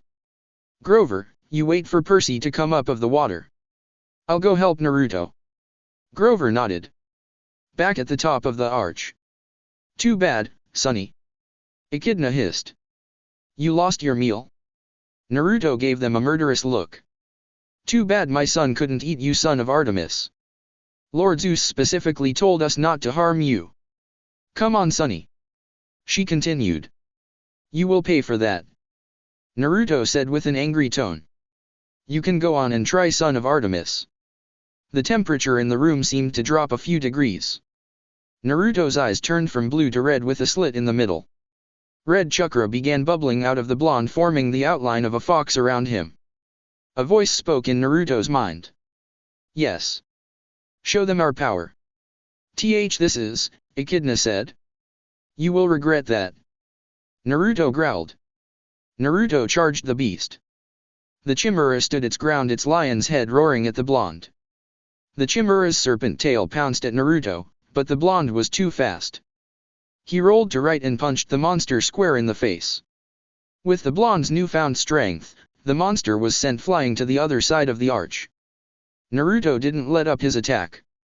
In his right hand, a lavender-colored sphere was forming. Before the monster could get up, Naruto landed in front of it and slammed the sphere into the monster's side. "Rasengan!" he shouted. The area exploded with the jutsu and sprayed rubble all over. In the rubble cloud, Naruto stood over the beast lying on its side. There was a crater on the area where the jutsu collided. Slowly, the dust was swirling around the damaged area, repairing it. "Oh no, you don't," the blonde quipped. From his pouch, he took out 2 kunai and slashed through the stomach of the beast, and it crumbled into golden dust. Echidna was watching in horror, waiting who would emerge from the cloud, but deep inside she knew that her son was done for. From the dust cloud, 2 bronze kunai flew out of the cloud and hit her in the neck and stomach. In the end, she too crumbled into golden dust. The wind from the hole Percy flew through was starting to blow the dust cloud away. Naruto felt the manic energy finally leaving him, and with it, fatigue was getting to him. He remembered that the elevator wasn't working. And so, he jumped through the hole and stuck his feet to the side of the arch and ran down meet his friends. At the bottom of the arch. As Naruto was getting down from the side of the arch, he saw that all around the arch, what seemed like every emergency vehicle in St. Louis and news media were circling the area. He remembered the news article he and Percy had in the newspaper, so he figured that he would get taken if the police were to see him.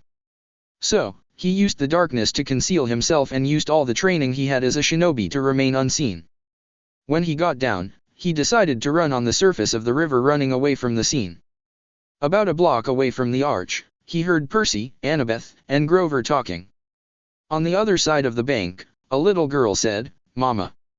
That boy is running on the water.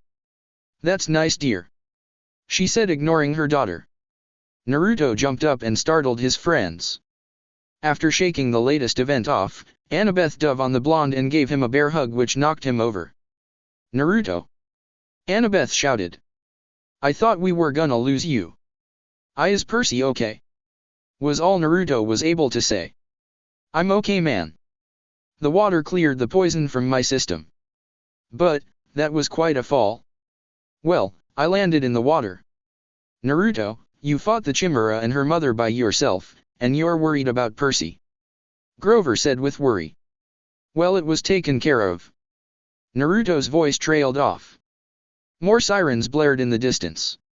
We got to get out of here, Annabeth said. The group made their way back to the Amtrak station, hoping that none of the authorities would find them. On their way there, from the window of a shop selling TVs, they heard the news anchor say, That's right, Dan, we have learned that Percy Jackson and Naruto Uzumaki were involved in this incident. Authorities have been looking for this too for a serious bus accident 3 days ago in New Jersey. It is believed that these boys are traveling west.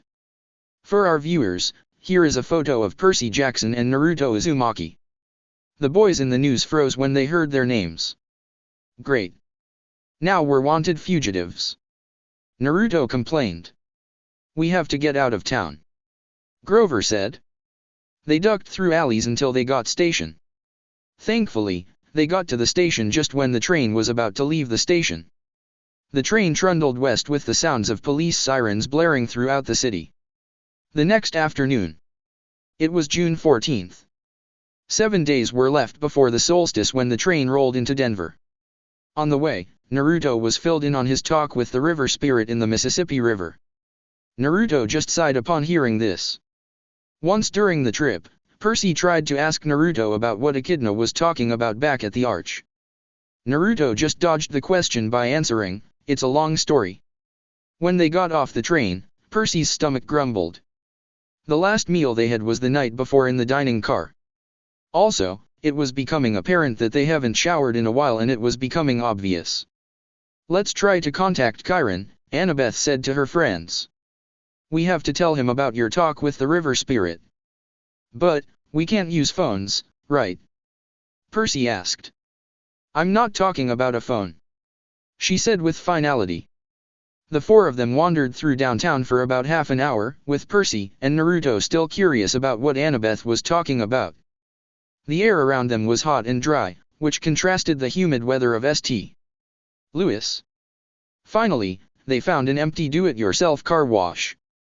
They entered and made their way to the stall farthest from the street while keeping their eyes open for patrol cars roaming the area. What are we doing? Percy inquired. It's 75 cents. Grover grumbled. I've only got 2 quarters left. Annabeth. Don't look at me, she said. The dining car wiped me out. Percy fished out his pocket and found a quarter. He handed it to Grover. Excellent, Grover said. We could do it with a spray bottle, of course, but the connection isn't as good, and my arm gets tired of pumping. What are we gonna do? Naruto asked. Grover fed the quarters to the machine and set knob to fine mist. Iming. Instant messaging. Percy asked. No, it's iris messaging. Annabeth shook her head. The rainbow goddess carries messages for the gods. If you know how to ask and have an offering, of course, she'll do the same for us. You summon the goddess with a spray gun. Grover pointed the nozzles in the air and water hissed out in a thick mist. Unless you have an easier way to make a rainbow. He spoke up. I got to see this, Naruto commented. In the late afternoon light, colors broke from the vapor and created a rainbow.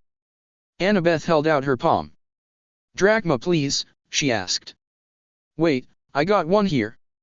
Percy handed one from his pocket. The young lady raised the coin over her head. Oh goddess, accept out offering. She flipped the drachma into the rainbow. It disappeared in a golden shimmer of light. The group waited. For a moment, nothing happened. So Percy began. As he was about to say something, the strawberry fields with the Long Island Sound in the distance appeared in the rainbow. The feed seemed to be on the porch of the big house. Standing on the railing with his back to the quest group was a familiar sandy-haired teenager in shorts and an orange tank top holding a bronze sword in his hand. "Luke!" Percy called out. The sandy-haired teen turned with wide eyes. "Cool," Naruto commented. "It's like he's right in front of us." "Hey, you guys." His scarred face broke into a grin.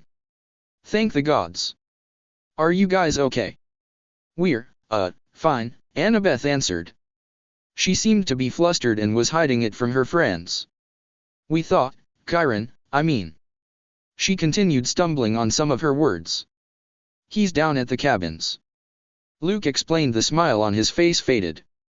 "We're having some issues with the campers. Is everything cool with you? Is Grover all right?" "I'm here," Grover called. He held the nozzle to one side and stepped into view. "What kind of issues?" he asked. "Chiron had to, what's that noise?" Luke yelled. As Luke was about to explain, a huge Lincoln Continental pulled into the car wash, blaring hip-hop from the car stereo. The car slid into the next stall, the bass causing the pavement to shake. "I got it!" Naruto yelled through the noise. "Bye, Luke. See ya later." Naruto waved goodbye to Luke before entering the stall next to them. Chiron had to break up a fight. Word got out of the Zeus-Poseidon standoff, so things got pretty tense here. We're still not sure who leaked the info, probably the same scumbag who summoned the Hellhound. So, now the campers are taking sides like back at the Trojan War all over again.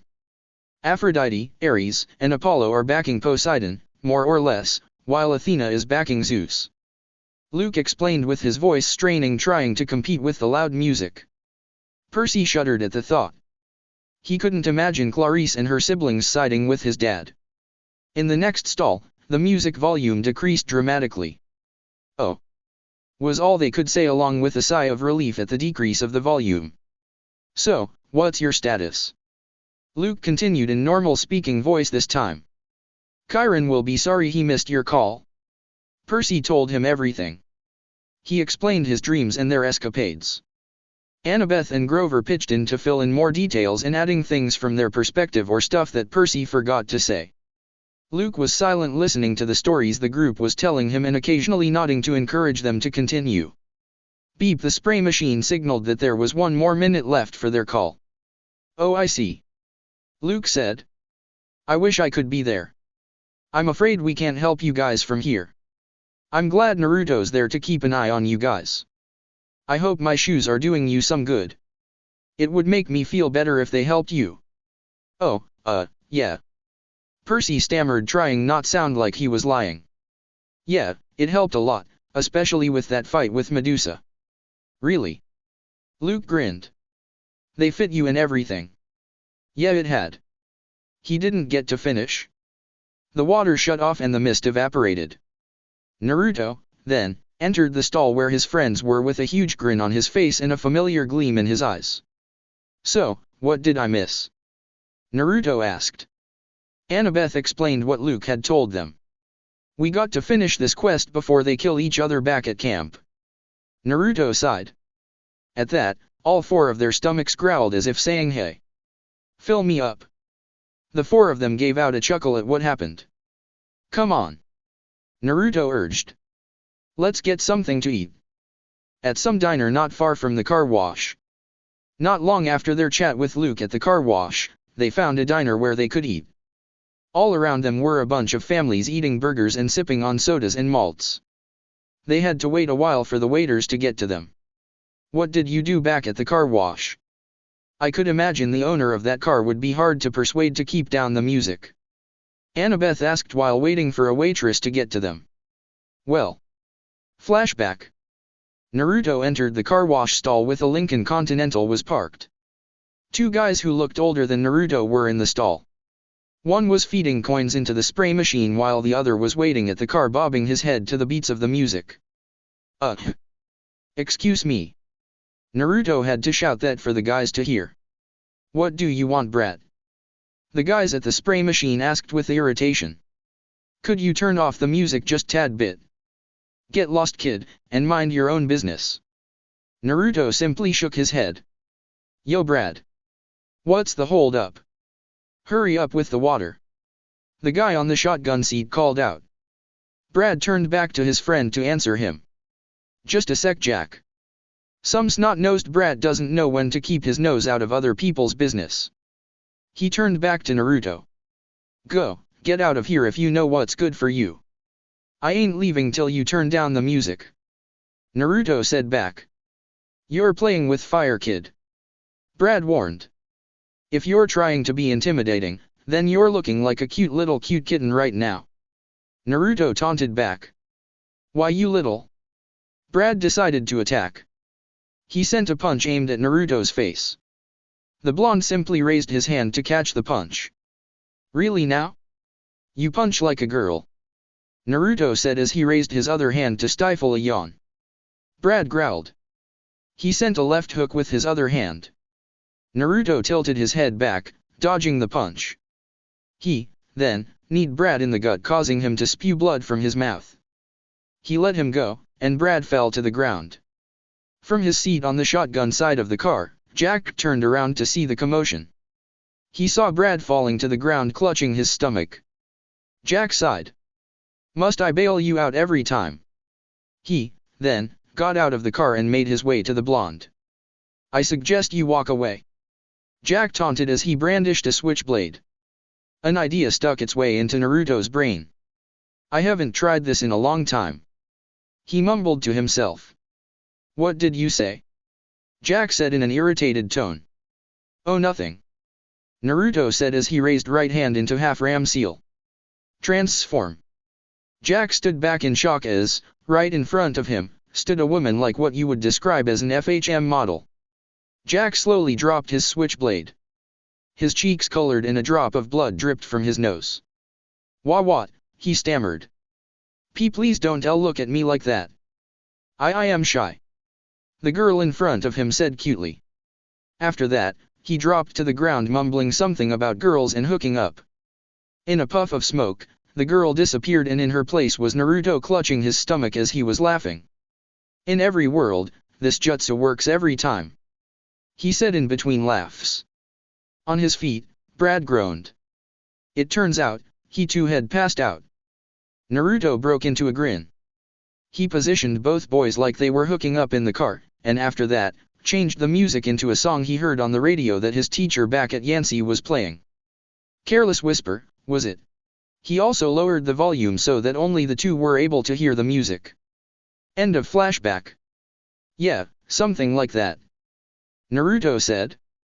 His friends were about to comment when the waiter finally came over to them. Well, she said with an eyebrow raised. We, want to order dinner. Percy said. You kids have money to pay for it? The waitress asked skeptically. Percy was silent for a few seconds. It seemed like he was thinking of another sob story to tell the waitress like he did back at Auntie M/Medusa's lair. Well, he began. He was interrupted when a rumble shook the building. Everyone in the diner looked out to see what was happening. A huge motorcycle about the size of a baby elephant pulled over at the curb. Its headlights were glaring red on the diner's windows. The gas tank had flame designs painted on it, and it even came with a shotgun holster.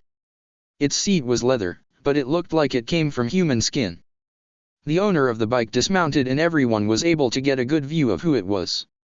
He had a muscular build that made pro wrestlers look like fat guy in comparison. He was dressed in a red muscle shirt, black jeans, and a black leather duster, with a hunting knife strapped to his thigh. He wore red, wraparound shades and his hair was sporting an oily black crew cut. His face looked cruel and brutal, and his cheeks were cut like it had been in a lot of fights. Unbeknownst to the Naruto and Percy, this was Ares. Ares walked into the diner, and a hot dry wind blew through the place. Everyone in the diner, except for Naruto and his friends, rose as if they were hypnotized, but the biker waved his hand dismissively and they all sat down again. The waitress blinked. You kids have money to pay for it? She asked again as if a rewind button was pressed on her. It's on me. The biker said as he slid into the booth beside Annabeth, shoving both blondes against the window. When Ares was seated, he noticed that the waitress was still standing by their table. Are you still here? he said. He shooed the waitress away. She stiffened and turned around as if she was spun around, then marched towards the kitchen. Percy looked like was about to explode in anger.